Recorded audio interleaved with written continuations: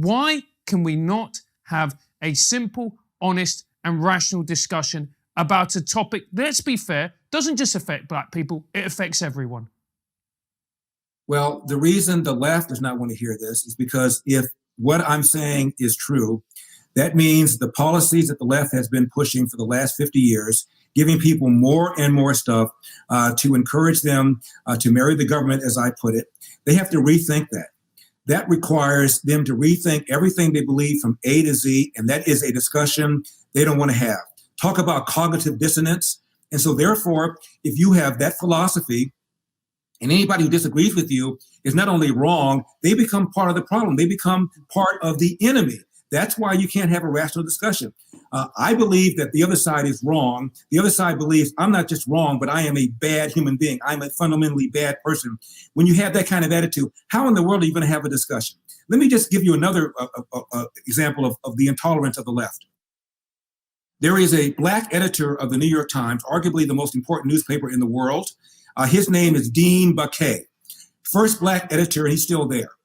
One of his decisions was to hire a new columnist named Bret Stephens. He's a Republican, a Trump basher, white, the kind of Republican that the New York Times often hires, the ones that will take swipes at the Republican Party. I'm not a fan of Bret Stephens, but he hired him. And Bret Stephens' first column was about his skepticism about climate change alarmism. He wasn't skeptical about climate change. The climate is always changing. He was skeptical about the extent to which it's going to have all the horrific consequences that some people claim. That was his first column. Dean Baquet said people contacted the New York Times, complained, canceled their subscriptions, and he later on publicly said, I found out, quote, that the left, as a general rule, does not want to hear thoughtful disagreement, end of quote. This is the executive editor of the New York Times saying the left, as a general rule, does not want to hear thoughtful disagreement, close quote. So I argue the left is the problem. They don't want to hear thoughtful disagreement, whether it's about climate change, whether it's about racism, whether it's about what the welfare state has done to the family. They don't want to hear thoughtful disagreement. So I urge my friends on the left to look into the mirror and ask yourself, do you really want to have a conversation, or do you really want to just denounce the other side?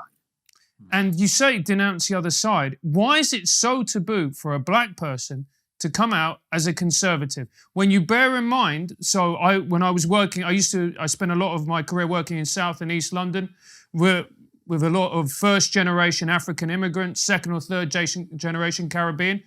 Most of the people that I encountered in those schools were socially conservative and conservative in their values as well. So why is it that it's taboo for a black person to be conservative? Again, I represent the worst nightmare for somebody on the left. Somebody who believes in hard work, somebody who believes in merit, somebody who does not believe in lowering standards, somebody who's not blaming white people, somebody who recognizes that the most important thing is the family. That shoots down a whole bunch of sacred cows on the left, so I become a villain. I understand that. Somebody once asked Thomas Sowell why it is you don't spend your time trying to convince some of these so-called black leaders of the wrongfulness of their point of view. He said, I would not waste my time trying to convince people to drop using victimhood to make a living as I would to try to convince the mafia to stop engaging in crime.